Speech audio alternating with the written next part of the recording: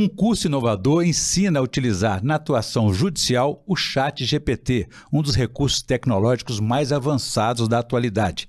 Como adotar essa ferramenta no judiciário com eficiência, segurança e ética? Quais são os seus fundamentos?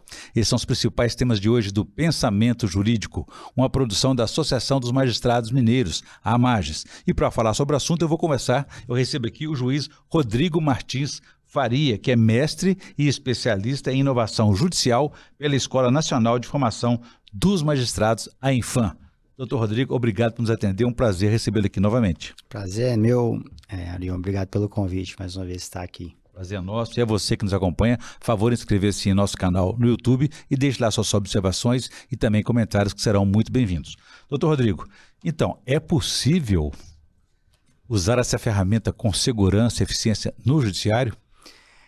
Sim, Arion, é possível usar o ChatGPT, né, o grande desbravador, né, da tecnologia de inteligência artificial, e que foi o responsável, né, por essa moda, esse hype da inteligência artificial nessa nova era aí da Revolução Industrial. Né? A nova Revolução Industrial, enfim, começou, e o ChatGPT despertou muito interesse, muita curiosidade, né, pela sua capacidade de criar textos, né, mimetizando o ser humano.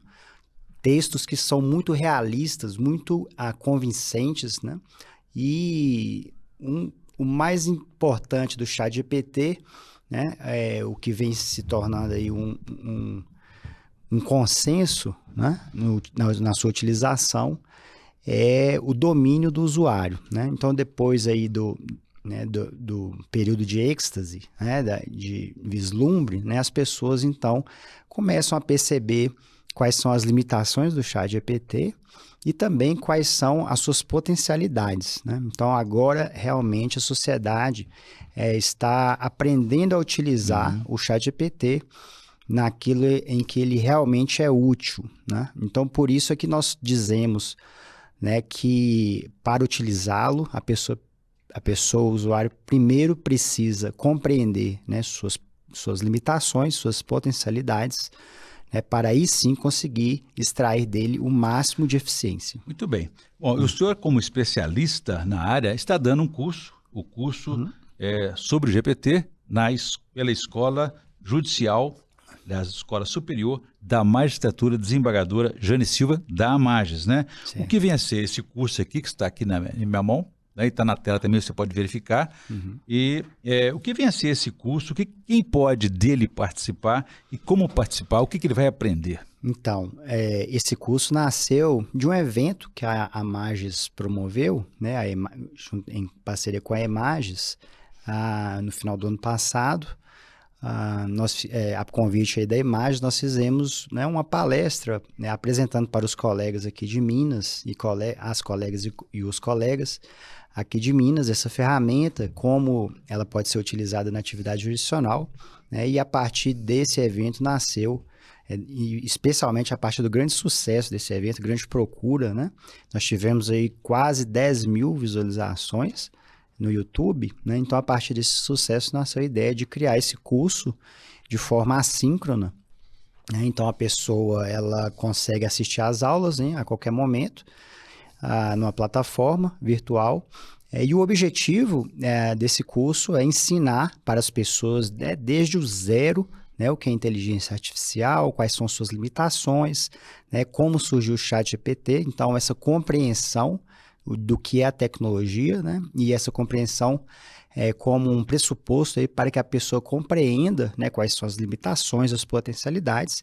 e aí então a pessoa passa a navegar, né, no curso, né? O curso ensina toda a parte aí de limitações, uso seguro, como configurar o ChatGPT, né, para utilizar de forma segura, tanto do ponto de vista, né, de evitar decisões ou textos equivocados, como também LGPD, né, e até, enfim, nós chegarmos ao final na parte prática de uso da ferramenta. Doutor Rodrigo, como é que são esses conteúdos, né? Qualquer um consegue acompanhar ou é preciso ter alguma iniciação? Então, o curso foi pensado, né, para a pessoa leiga no assunto. Logicamente, né, que a pessoa precisa dominar minimamente o uso do computador, né, o que hoje é muito comum, né, mas a ideia é apresentar para a pessoa desde o zero o uso da ferramenta.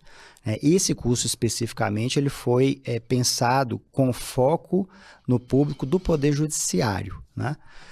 Muito embora ele traga todo o conhecimento geral, né, para ser aplicado em qualquer profissão, e com alguns pontos aí de aprofundamento em relação à atividade jurisdicional.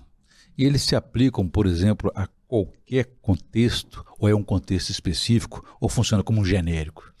Ele funciona, a ideia é trazer todo o conhecimento genérico, né? Então, o conhecimento geral da tecnologia, e também com esse aprofundamento tanto do ponto de vista jurídico, né? Ou seja, profissionais do sistema de justiça em geral, com alguns pontos aí que a gente traz exemplos, né, de aplicação no Poder Judiciário, principalmente pensando na magistratura, né, e nos servidores do Poder Judiciário. E o curso é todo online, fica gravado, né? Isso. E quanto tempo dura esse curso? O curso ele é dividido em 6 módulos, né? São 25 aulas, em um total de 9 horas líquidas, né, de aula. E quem quiser participar pode se inscrever aqui pelo QR Code aqui, tem mais informações aqui na tela, você pode verificar. Vamos então aprender um pouco mais, doutor Rodrigo? Vamos. Um pouco com o senhor aí sobre o que é essa inteligência artificial, o que é inteligência artificial generativa, o que é o significado disso? Então, a inteligência artificial é a tecnologia de software, né, software computacional, que é capaz de desempenhar tarefas que são próprias do ser humano. E aí nós trazemos aqui ilustrativamente, né, as capacidades sensoriais, né, que é visualizar, ver, né, visão, audição, fala. Então, tudo hoje que seja computacional, que envolva, né, a capacidade de compreender a fala humana ou de reproduzir a fala humana, né, de enxergar, né, por exemplo, nossos celulares, quando desbloqueiam as telas a partir do reconhecimento, né, da nossa face, ou sistemas que conseguem transformar fala em texto, né, que são as digitações por fala, também presentes nos celulares, né, todas elas são tecnologias baseadas em sistemas de modelos de inteligência artificial. E a inteligência artificial generativa é uma tecnologia mais recente, né, mais precisamente a partir de 2014, 2016, né, e que teve aí o seu grande sucesso a partir de 2022 com o ChatGPT. Ela é a tecnologia de inteligência artificial que é capaz de gerar conteúdo novo, conteúdo inédito. No caso de inteligência artificial generativas referidas a texto, né, como é o caso do ChatGPT, a ideia é que o texto produzido pelo ChatGPT ele seja inédito, né? O que a gente costuma dizer é que ele aprende, né, a escrever, aprendeu a escrever a partir de todo o conteúdo escrito da internet, disponível publicamente, né, e a partir disso ele consegue gerar um conteúdo inédito, né, que tenha sentido semântico, né, que tenha lógica, né, uma lógica racional, né, que é muito, muito parecido, né, com a escrita humana, mas sempre de forma inédita, né, com uma característica aleatória. Falando sobre, então, um tipo de inteligência artificial que é o ChatGPT, a grande novidade do momento, né? Sim. A grande vedete aí. O que ele é, né, afinal? É um serviço, um produto? Qual que é o papel dele nesse contexto de novidades? Então, o ChatGPT, ele é um produto, né, criado pela empresa OpenAI. A OpenAI, né, uma referência à abertura, né, é uma entidade sem fins lucrativos que nasceu com o objetivo de desenvolver inteligência artificial para contribuir com a humanidade, com a sociedade, ou seja, desenvolver essa tecnologia para que ela pudesse contribuir de alguma forma com a sociedade. E o GPT, né, que é uma sigla para modelo pré-treinado generativo, né, essa ideia de criar conteúdo novo, ele surgiu, foi desenvolvido, né, a OpenAI contribuiu com o desenvolvimento dessa tecnologia e em dado momento ela ficou tão boa, né, o software ficou tão bom que a OpenAI resolveu acoplar um chat a essa tecnologia, né, a esse modelo de inteligência artificial. Então, esse chat, né, que a gente chama, é nada mais, nada menos que uma página de internet que permite ao usuário conversar, né, com a inteligência artificial, ou seja, mandar mensagens, né, e a inteligência artificial processa aquele dado e devolve uma resposta que é logicamente coerente.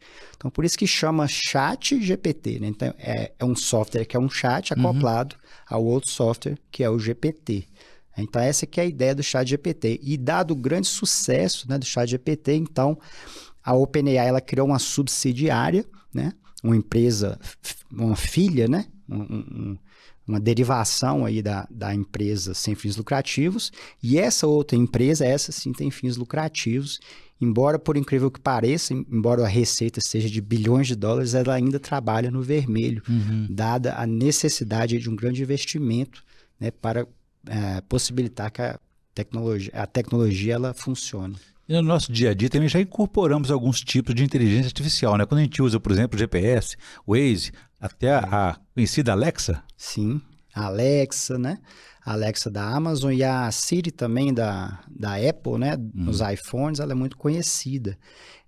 E a inteligência artificial ela já está há um bom tempo presente na nossa vida, mas ela ficou mais evidente, principalmente com as redes sociais, né? Que as pessoas começaram a perceber, né, que as plataformas de redes sociais elas direcionavam alguns conteúdos, né, a partir dessa interpretação de padrões, né, padrões aí de preferências, de gostos. Também quando surgiu a Netflix, as pessoas começaram a perceber, né, que a plataforma sugeria para os usuários conteúdos que eram do gosto do usuário, né? E as pessoas começaram a se perguntar como é que ela sabe. Desconfiado como é que ela sabe que eu gosto disso, né? Então, as pessoas começaram a perceber aí, né, os riscos, né? E também as potencialidades. Bem, voltando ao judiciário aqui, né, doutor Rodrigo, o uso da inteligência artificial, do GPT, isso tem alguma regulação? O CNJ, o Conselho Nacional de Justiça, acompanha essa novidade? Acompanha sim, Orion. Então, existe uma resolução do CNJ, que é a 332 de 2020, né, que foi o primeiro ato normativo do Brasil e também do mundo, né, produzido pelo Poder Judiciário para regulamentar o uso, o desenvolvimento, né, testes e uso efetivo de inteligência artificial no Poder Judiciário. Ocorre que em 2020, essa moda, esse hype, essa onda da inteligência artificial generativa ainda não existia. Por isso, quando surgiu o ChatGPT, o CNJ foi instado, né, se manifestar se seria possível utilizar ou não, enfim. O CNJ concluiu, primeiro, que o Poder Judiciário não está impedido, proibido de utilizar o ChatGPT ou outros, né, plataformas de inteligência artificial generativa, e também disse que a resolução 332 não se aplicaria, né, ao ChatGPT porque é uma tecnologia totalmente diferente daquilo que existia. Então, foi constituído um grupo de trabalho, né, eles fizeram uma minuta nova, né, contemplando o uso do ChatGPT, autorizando o uso, e ela ainda não foi publicada, né? Então foi feito um projeto, uma minuta, que vai ser submetido ao plenário, né? E esperamos aí que nesse início de 2025 ela seja publicada.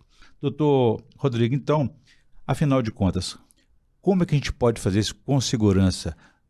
Pode-se colocar, por exemplo, carregar ali no GPT, colocar o processo judicial que estamos examinando? Então, Orion, não existe contraindicação, né, em princípio. Hoje, como eu disse, não existe regulamentação, né, para o ChatGPT.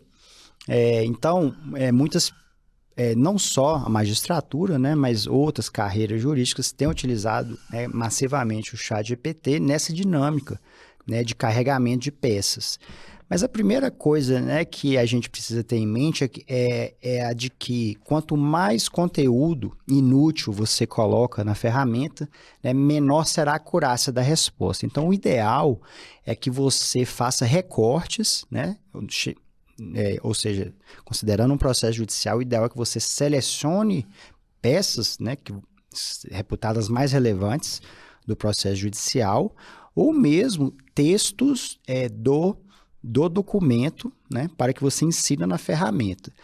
Do ponto de vista de proteção de dados pessoais, né, o ideal, né, é que você suprima o nome das partes, né, para evitar o chamado tratamento de dados, ou seja, tramitação de dados pessoais em plataformas eletrônicas. Né? Garantir a privacidade de acordo com as regras da LGPD. Sim. A LGPD diz que qualquer tratamento de dados, e aí envolve, né, qualquer tramitação eletrônica de dados pessoais, seja em sistemas de processo eletrônico, PJE, né, seja em plataformas em nuvem, como um Google Drive, um e-mail, né, qualquer tramitação de dado pessoal, né, em qualquer plataforma, né, inclusive fisicamente, ela precisa da autorização do titular. Então, esse é um pressuposto. E é um pressuposto que, em princípio, não é seguido pelo Poder Judiciário. Né? Então, hoje não existe uma autorização, né, do usuário para tramitar dados pessoais nas plataformas eletrônicas, o que inclui, né, a falta de autorização dos titulares para que tramitem seus dados em uma plataforma como o ChatGPT. Então, do ponto de vista da LGPD, o ideal, né, que o usuário suprima essas informações antes de tramitá-la nas plataformas. E depois que recebe a resposta, pode-se confiar nesse resultado? A sentença também vem pronta? Não, é assim, o ChatGPT, ele é considerado, e é isso que a gente explica no curso, como uma máquina de escrever, né, de última geração. Então, a única função dele é elaborar textos de acordo com as orientações do usuário. Como os conteúdos são inéditos e, portanto, a gente não tem a previsibilidade integral do seu conteúdo, né, o que a gente orienta no curso é que a pessoa ela confira o resultado. Né? Quanto melhor orientada, né, mais previsível o resultado. Mas mesmo que você dê um comando, né, bem feito, que você oriente corretamente a máquina, o software, mesmo assim é importante que a pessoa confira, né? Ou seja, leia todo o resultado para assim assinar, né, um documento, qualquer que seja. E a gente precisa aprender palavras novas, né? Por exemplo, no chat existe o termo prompts, né? Prompts. Parece que tem muita importância nesse uso eficiente do GPT. Sim, o prompt é a expressão em inglês que foi adotada como a nomenclatura para as informações que você insere na ferramenta. Então, quando você acessa a ferramenta, você se depara, né, com uma tela que tem um campo em que você insere informações. É o campo em que você vai efetivamente utilizar para conversar com a ferramenta, né? O campo que você vai utilizar para você falar com a ferramenta. E tudo que você insere nesse campo é considerado prompt. É a ideia de textos que deflagram, startam, iniciam a máquina a funcionar, né? A te dar as respostas. Então, o prompt é especificamente o texto que você insere. E é preciso ser assertivo, né? Para você orientar bem a máquina o que você está querendo. Sim, aí entra uma ciência, né, que a gente chama de engenharia de prompts, que são as técnicas que fazem com que você dê os melhores comandos e obtenha as respostas que você deseja. Né? Do contrário, se você der maus comandos, você vai ter respostas ruins. A ideia aquela velha máxima, né, de lixo que entra, lixo que sai. Se você, né, não sabe dominar a máquina, né, você vai obter respostas ruins, corre-se o risco até de ser dominado por ela. Entendi. Isso, além de destacar essas vantagens no curso, só fala também das desvantagens, dos riscos e de erros. Só até apontou 7 erros, né? Conta pra gente como é que é isso. Então, os erros são os chamados maus usos do ChatGPT. As pessoas têm a falsa percepção de que, por ser uma ferramenta orientada por inteligência artificial, que ela teria, né, capacidades ilimitadas. E no curso nós explicamos para o usuário quais são esses considerados maus usos. Né? O primeiro deles, né, que é muito recorrente, é a pessoa utilizar o ChatGPT para pesquisa jurisprudencial, né, no caso do sistema de justiça. E o ChatGPT não é uma ferramenta construída com essa finalidade, né? Um outro erro que nós apontamos é essa ideia de utilizar os resultados do ChatGPT sem conferir esse resultado, né? Sem fazer essa conferência. Né, entre outros vários erros lá que nós apontamos, que são sempre relacionados, né, com essa falta de compreensão da ferramenta. Por isso que o curso ele parte, né, dessa ideia, vamos chamar assim, do zero, para explicar, né, o que é a tecnologia, como ela funciona, e com essa compreensão, né, a pessoa consegue perceber, né, quais são essas limitações. Daí a importância de trazer isso para o usuário. Então, Rodrigo, o senhor fala também sobre ter uma atuação artesanal do ponto de vista da atuação aí judicial. O que vem a ser isso e como que ela pode ser e deve ser aperfeiçoada?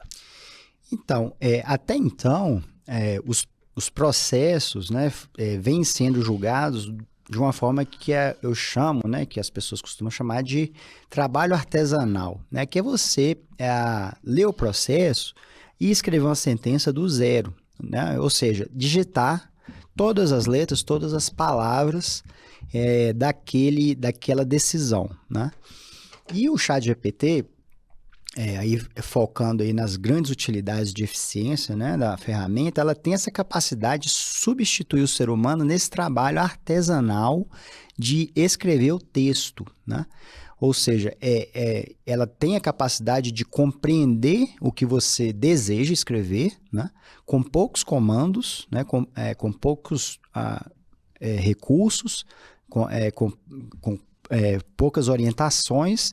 Ela é capaz de escrever um texto talvez até melhor do que você escreveria se você dedicasse ali horas, né, escrevendo aquele texto. Ela consegue escrever em poucos segundos um texto, desde que seja bem orientada, né? Então essa ideia aí tal qual ocorreu na primeira Revolução Industrial, né, em que aquele trabalho artesanal de costurar, né, cortar, serrar, esses trabalhos especificamente artesanais foram substituídos por trabalhos de máquina, né? Ele se repete agora, né, na quinta Revolução Industrial, né, do ponto de vista da escrita com o ChatGPT, ou seja, o ser humano ele deixa de perder tempo, né, escrevendo muito tempo, né, escrevendo algo que ele pode agora escrever em poucos segundos, né, com a mesma qualidade. Rodrigo, agora uma pergunta delicada nessa reta final da nossa entrevista. Entender isso pode nos ajudar a ficar mais eficientes. E o contrário, não entender, não recorrer a isso, há riscos de sermos substituídos? Então, como toda tecnologia que surgiu desde de 200 anos, né, para cá, a gente costuma dizer que a tecnologia ela não substitui o ser humano, desde que o ser humano esteja disposto, né, a se adaptar à nova realidade. Então, da mesma forma que hoje não mais faz sentido, né, se preparar para desenvolver uma profissão, ser um profissional que na atualidade já é substituído por máquinas, né?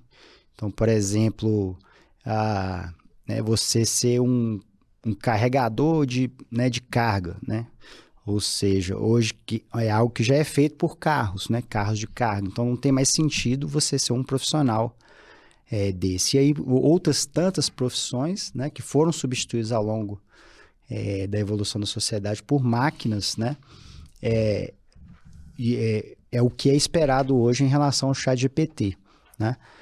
E outras tecnologias de inteligência artificial. Então, o que se diz hoje é que você não será substituído pela inteligência artificial, mas certamente por uma pessoa que domina a inteligência artificial. Então, a importância, né, de você se adaptar à nova realidade, tal como ocorreu com o computador, né?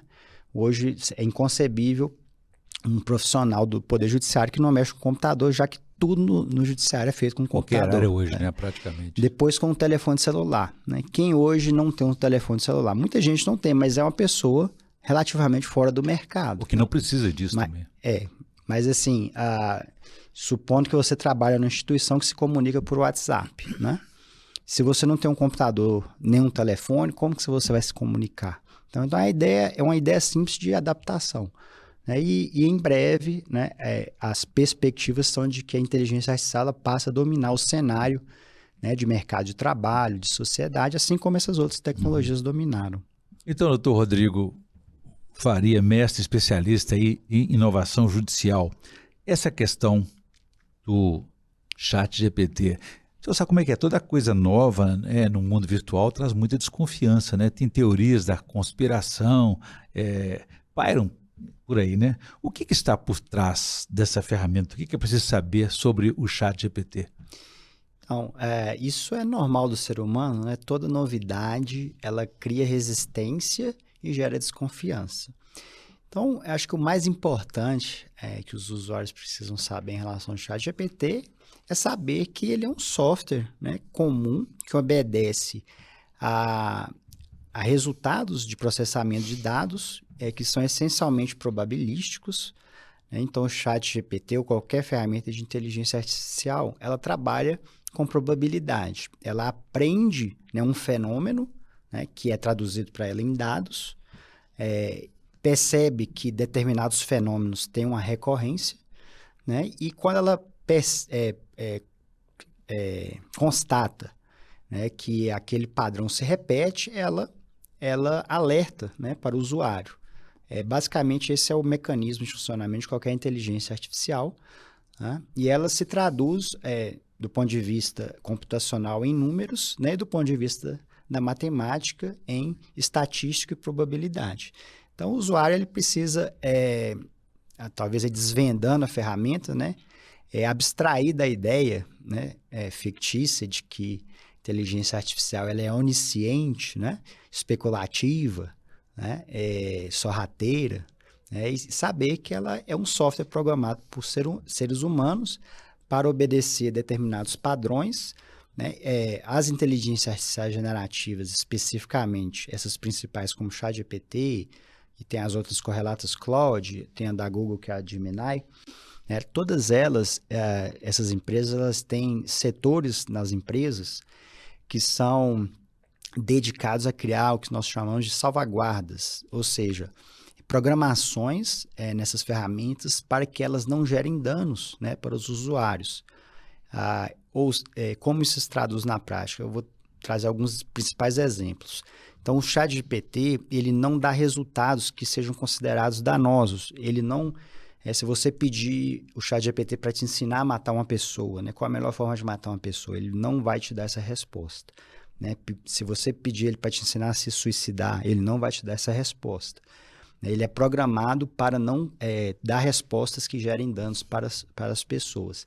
E tudo que é associado né, vamos chamar de políticas negativas, né, como, por exemplo, tudo relacionado a racismo, né, a grupos excluídos, né? Então, tudo que é politicamente correto, né, é seguido pelo ChatGPT. E tudo que é politicamente incorreto, ele é programado, né, para não atuar naquelas áreas, né? Isso são chamadas salvaguardas. Ao contrário do que acontecendo nas redes sociais, que estão fazendo um retrocesso, um recuo, né? Então, assim, a inteligência natural, né, que se revela nas redes sociais, né, ela tem toda essa parte aí de conflitos éticos, políticos, né? E isso na programação do ChatGPT, né, isso é evitado, né? Então, são as chamadas salvaguardas para evitar, né, que o ChatGPT ele tenha um uso que seja ruim, que seja nocivo, né? A ideia é que ela sempre seja uma ferramenta útil para o usuário. Eu vou usar aqui uma frase que o senhor também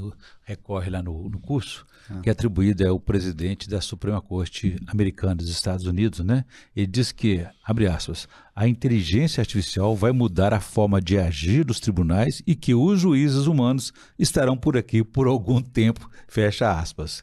É um pouco assustador o que ele diz, né? A inteligência artificial poderá substituir os humanos? Isso dá um pouco de medo também, né? Ou é ignorância? Essa frase, né, do presidente da Suprema Corte, inclusive ele é ainda o atual presidente da Suprema Corte norte-americana, ela é muito, eu acho que ele foi muito pé no chão, né, ao dar essa resposta, embora muito corajoso, por compreender, né, o potencial da tecnologia. Então, a ideia dessa fala é exatamente aquela da necessidade das pessoas, né, compreender a tecnologia e se capacitarem nessa tecnologia. Ele estava ali fazendo uma referência à ideia de que as decisões na justiça americana ainda são feitas dessa maneira artificial, né? Ou seja, a transcrição, a materialização das decisões judiciais, né, seja em papel, seja em arquivos digitais, ainda é feita artesanalmente na justiça americana, né? Inclusive, o Brasil, hoje, ele é tem um dos poderes judiciários, se não o poder judiciário mais tecnologicamente avançado no mundo, né? Então, o nível de digitalização, né, hoje chegando, beirando 100%, é algo relativamente inédito no mundo. E a justiça americana ela ainda é ultrapassada nesse ponto, né? Então, a ideia é que o presidente ele percebeu a capacidade da tecnologia em substituir o ser humano nessa atividade artesanal de escrever, né, manualmente as decisões. Agora, como alguém sempre vai perguntar se os robôs irão substituir os humanos, eu vou fazer uma pergunta de forma diferente. É possível humanizar o ChatGPT? Sim, é possível, né? Inclusive, é recomendável que nós humanizemos o ChatGPT, e isso é possível através de algo muito simples, que é você, primeiro, conferir, né, todo o resultado. Se você está utilizando o ChatGPT para escrever um texto, vamos supor, escrevendo um e-mail, né? Você pode humanizar a resposta do ChatGPT simplesmente lendo aquele texto, né, e adaptando, se necessário, o texto para que ele tenha, né, um estilo, um tom que é próprio seu, né, próprio do ser humano. É assim que se humaniza o ChatGPT. O ChatGPT ele tem um estilo de escrita, né? Então, no processo de aprendizado dele e no estado atual da arte, né, no estado atual de funcionamento do ChatGPT, ele tende a ter uma escrita mais neutra, né, mais uniforme, mais homogênea, né, ao passo que o ser humano ele tem uma tendência de ter variações, né, igual eu estou fazendo aqui agora, né, com tom de voz, tamanho de frases. Esse é o estilo de escrita, de fala do ser humano, que é diferente da máquina. Então, você pode, inclusive, então, pedir ao ChatGPT para que escreva, tenha um tom, um estilo mais próprio do ser humano, né? Variando tamanhos de frases, variando tons de frases, para que esse texto pareça mais com um estilo de escrita humano. E além da questão da humanização também do recurso tecnológico, né? Como o senhor falou, a questão da salvaguarda contra políticas públicas aí, também contra o racismo, a homofobia, aquilo que afeta a dignidade da pessoa, isso já é uma forma de humanizar a ferramenta, uma salvaguarda. E contra a fake news, existe possibilidade de ter esse tipo de controle, de checagem, ao contrário do que está acontecendo nas redes sociais hoje? Então, hoje o ChatGPT, diferentemente do que aconteceu no lançamento, ele já tem acesso à internet, né? Então, você pode, se você quiser fazer esse uso do ChatGPT, né, você pode colocar determinadas informações nele, pedir para que ele verifique, né, na internet, faça um rastreamento na internet, verificar, né, se aquele fato ele é verdadeiro ou não. Mas o ChatGPT ele não tem essa capacidade crítica, né, de fazer essa análise, né, do fato, da informação. Então, o máximo que ele consegue fazer é fazer o cruzamento de informações e te trazer os resultados, né? Então, essa análise crítica, né, informacional ainda é feita essencialmente pelo ser humano, né? Embora o ChatGPT consiga, né, apoiar o ser humano na análise, né, ela ainda permanece a cargo do ser humano.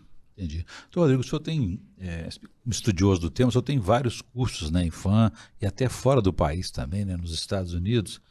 Conta um pouco do currículo do senhor para a gente e como é que o senhor despertou o interesse pela tecnologia? Então, você já antecipou, né, um pouco aí do meu currículo. Eu sou um daqueles que são chamados entusiastas da tecnologia, sou programador amador, né?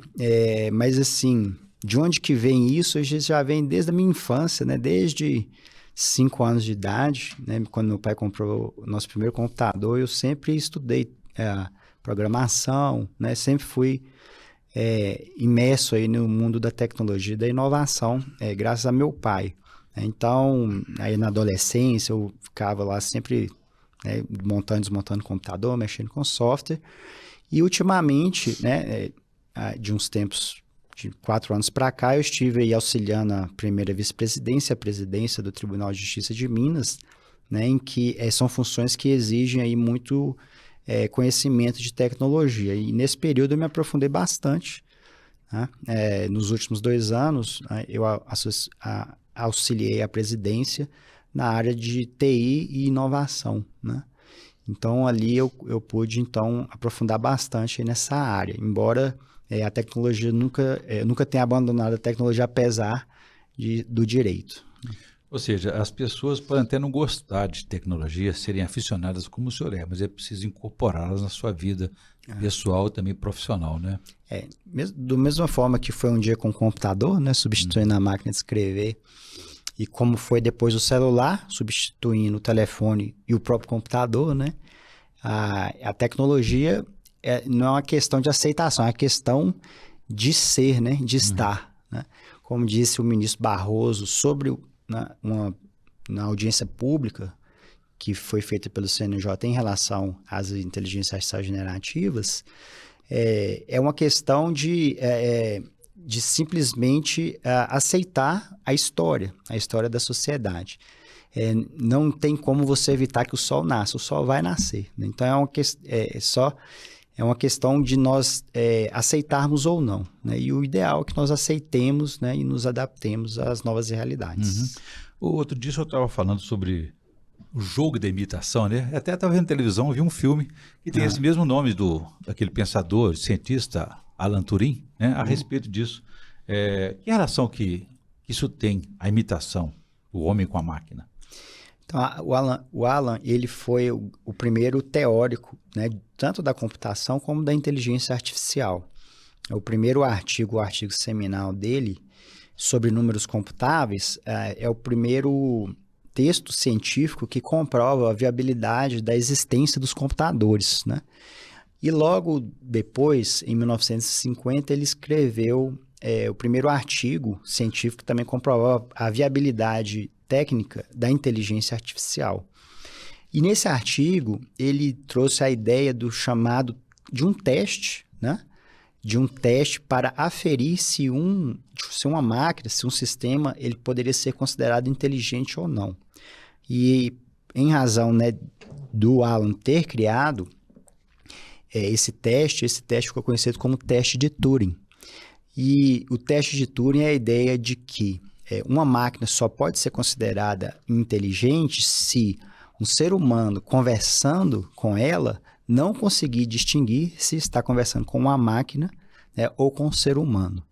E a primeira vez que uma máquina passou nesse teste foi o ChatGPT-4, salvo engano, em agosto de 2024, né, o ChatGPT-4o, em que mais de 50%, né, das pessoas a que se submeteram ao teste, elas não conseguiram fazer essa distinção. Então, 56% dos usuários, eles erraram, né, dizendo que estava conversando com o ser humano, quando, na verdade, estava conversando com o ChatGPT.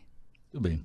Doutor Rodrigo, para a gente encerrar essa aula sobre o ChatGPT e tecnologia, gostaria que o senhor fizesse indicações de leitura para a nossa audiência e também ou de filme, como esse que nós falamos daqui a pouco, né, ou ainda de alguma série, para quem quiser conhecer um pouco mais sobre o ChatGPT, tecnologia e inteligência artificial.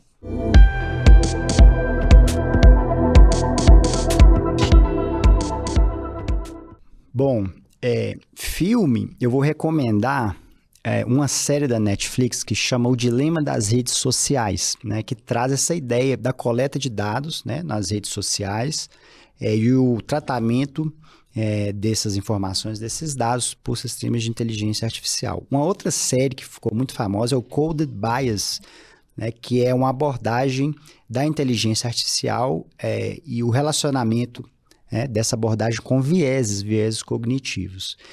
Livros, né? Eu li 2 livros, né, que são muito bons. O primeiro é o Cointeligência, do Ethan Mollick. Ele é um livro voltado para leigos, né, explicando toda a potencialidade da tecnologia, e um outro livro é o Superinteligência, que traz a ideia do futuro da inteligência artificial, né, e as possibilidades, os benefícios que ela trará em um futuro próximo. Acho que é Obrigado isso. pelas indicações. Eu quero agradecer também ao Dr. Rodrigo Faria sobre esses esclarecimentos, nos ensinando aqui como tratar o ChatGPT na atuação judicial com segurança, eficiência e ética, que também é o tema do curso que ele está ministrando aqui na Escola Superior Desembargadora Jane Silva da AMAGES. Você pode ter mais informações e se inscrever também por esse QR Code aqui.